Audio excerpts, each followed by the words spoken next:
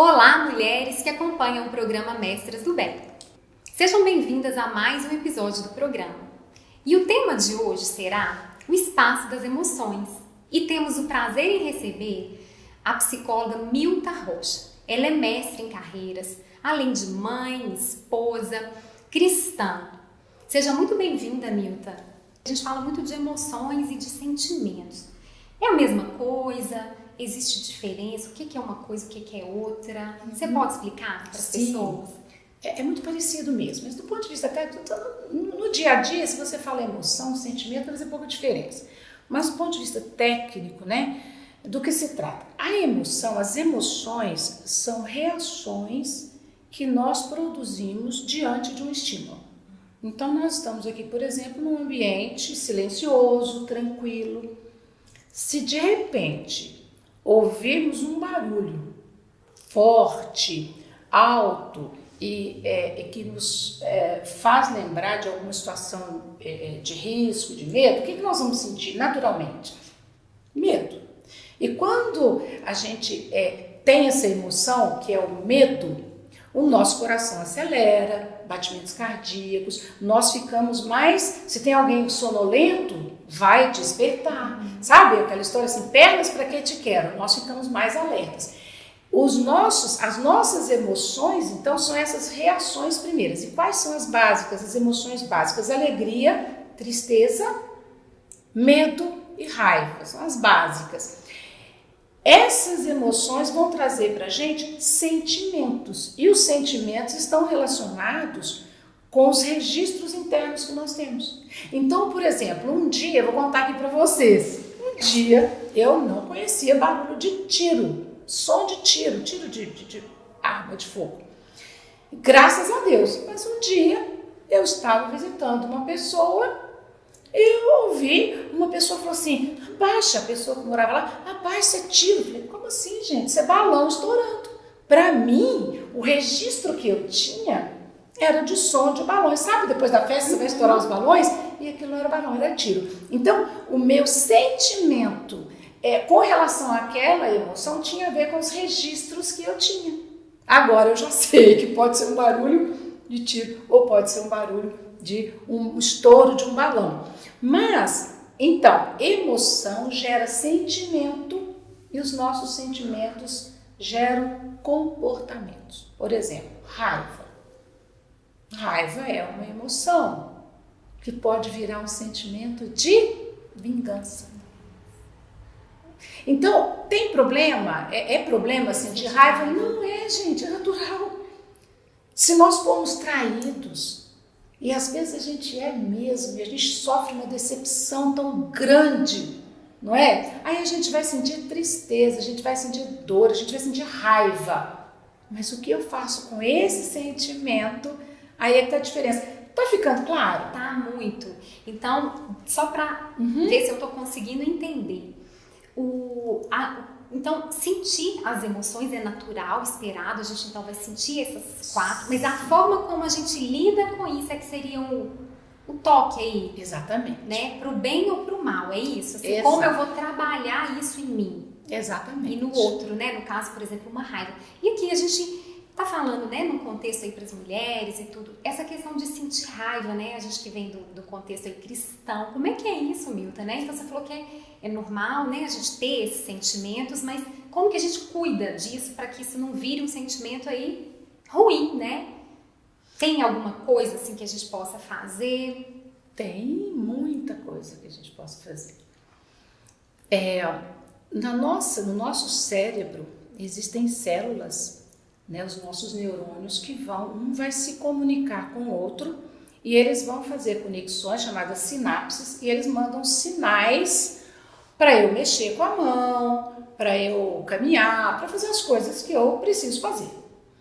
Esses neurônios, eles podem ser estimulados, eles podem ser ricos, então nós vamos ter neurônios, isso a ciência tem caminhado muito nessa área, neurociência, mostrando isso, que nós temos neurônios, podemos ter neurônios pobres, sabe?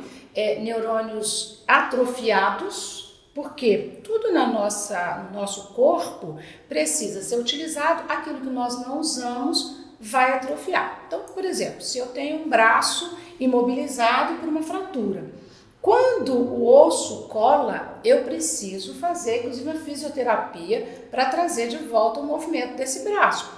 Isso vai acontecer em todas as áreas do nosso corpo. Então, se eu alimento a minha mente com coisas boas, então nós cristãos, qual é a nossa fonte de fé e prática? É Jesus, é a palavra.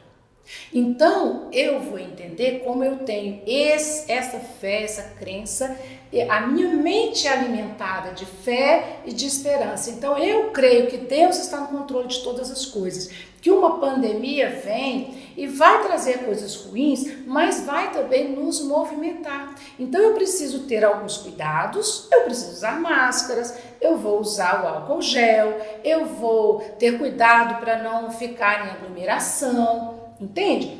Eu posso sentir medo? Sim. Então você está dizendo, por exemplo, a mulher cristã. A mulher cristã pode sentir raiva do marido? Pode. Tem dia que a gente fala, meu Deus do céu, que marido é esse? E eu tenho um marido maravilhoso. Mas de vez em quando a gente fala, meu Deus, o que é isso? Eu não estou dando conta desse marido. Não é? Apesar de ele ser aquela pessoa maravilhosa. E ele deve pensar a mesma coisa. Quantas vezes ele fala, mas que mulher é essa? Então, meu marido é ligado em 20 e eu em 220. Isso significa que ele seja lento, preguiçoso? Não é nada disso. É o jeito de fazer as coisas. Então, aos poucos a gente vai aprendendo. Mas algumas situações nos trazem incômodo. Que ao longo da nossa vida, nós temos 29 anos de casados, a gente vai aprendendo a transformar isso não mais em raiva, mas em momento de aprendizado. Isso não garante que a gente não vai sentir raiva, não vai sentir medo, não vai sentir tristeza, mas a gente pode transformar esse sentimento. A gente pode transformar. A gente pode, olha, respirar fundo. Muita gente com medo de morrer antes da hora. Deus está no controle de todas as coisas. No dia que chegar a minha senha, eu posso estar saudável, posso morrer de outra coisa, de Covid ou de qualquer outra coisa. Então a nossa mente precisa desse tipo de alimentação. E como é que a gente alimenta? Com palavra, com livros bons, com uma amizade boa, assistindo a um bom programa, como esse aqui, sabe? Vendo o outro lado da moeda. Porque se eu vejo só um, eu só vou sentir medo. É importante a gente lembrar que medo é um mecanismo de defesa. Dor é outro mecanismo de defesa, sabia? Então é bom sentir dor, mas bom porque é agradável sentir dor? Não, não é.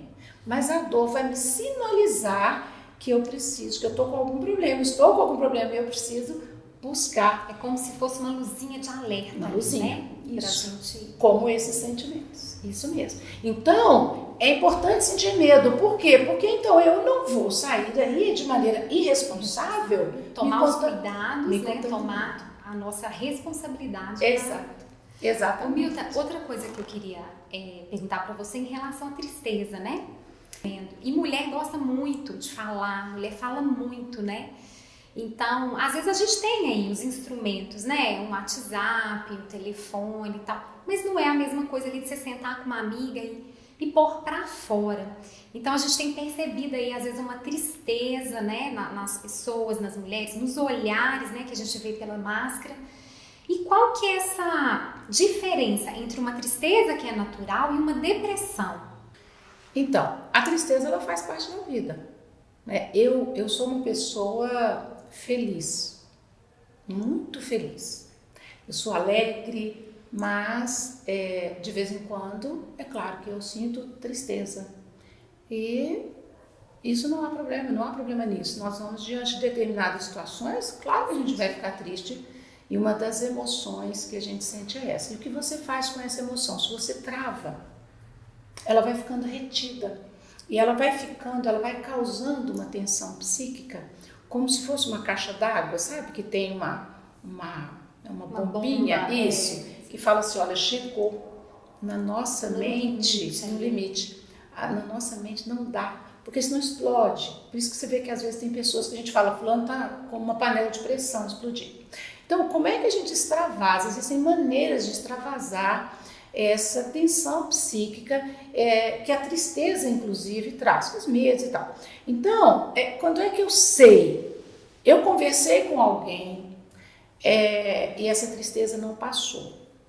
Essa tristeza, ela é permanente e ela me impede de ver coisas boas no dia a dia. Então, eu só enxergo o tempo todo, eu enxergo aquilo que é ruim. Tipo negativo. Negativo. Dependendo da situação de tristeza, a pessoa nem consegue identificar. Então, você sabe uma coisa que prejudica ainda mais? A pessoa vai desabafar com alguém. E aí, o outro ouve e fala assim, mas olha aí, tem tanta gente morrendo de Covid. Tem tanta gente passando necessidade, mas a sua vida é tão boa. É como se você perguntasse para a pessoa assim, para um asmático, você tem asma? Mas tem tanto ar para respirar, por que você não respira? É você perguntar para a pessoa que está com depressão, sua vida está tão boa, por que você está em depressão? Então, qual que é a diferença? É uma tristeza que não passa.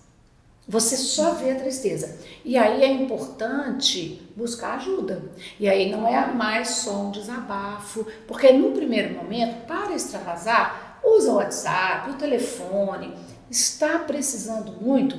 Veja se uma amiga está bem. Olha, você está bem, você não está encontrando com ninguém. É seguro encontrar, sabe? E encontrar com essa amiga, tomando ali os cuidados e chorar junto.